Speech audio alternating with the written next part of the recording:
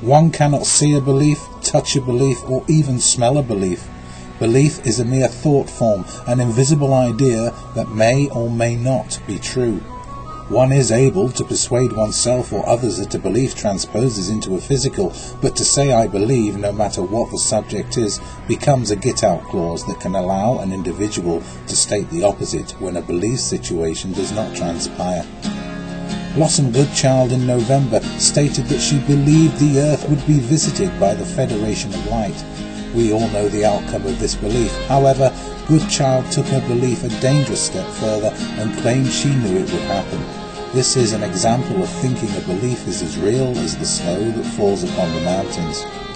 George Bush made a population believe there were weapons of mass destruction in Iraq, and even when the administration admitted these weapons never existed, many who believed they did refused to know otherwise. This is what the thought form of belief can do. It can control the mind in a pseudo-reality dictated by another. Okay, some will say that these individuals were guided by a demonic entity, a debauched person, and their belief was a deception.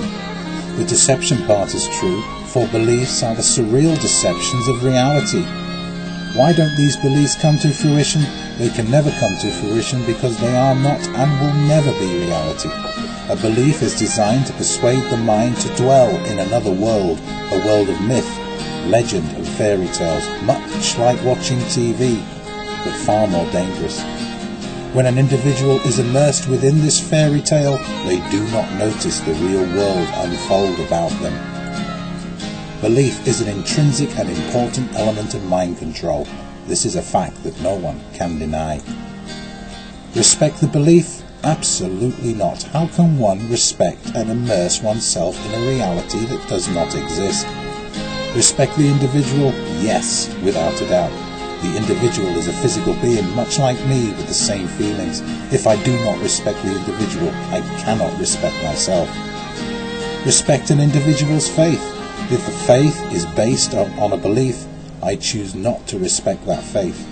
If a faith is based upon a knowing of the world and how this individual reacts and interacts, and if this individual realizes that his or her actions and reactions affect me and those about them, and they put this power to good use, yes, I will respect that faith.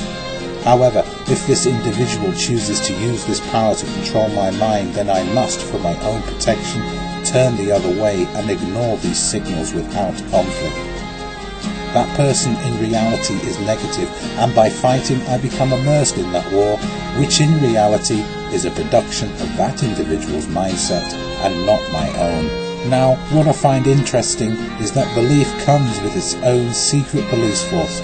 Note that I have not been disrespectful to anyone, I merely comment on the weakness of belief. I know that some may become angry, and when hearing this narrative, the microphone and keyboard fingers will be thumping away. One must ask oneself, why is there a need to do this if you feel your faith is as real as the rushing river or the springtime songbird?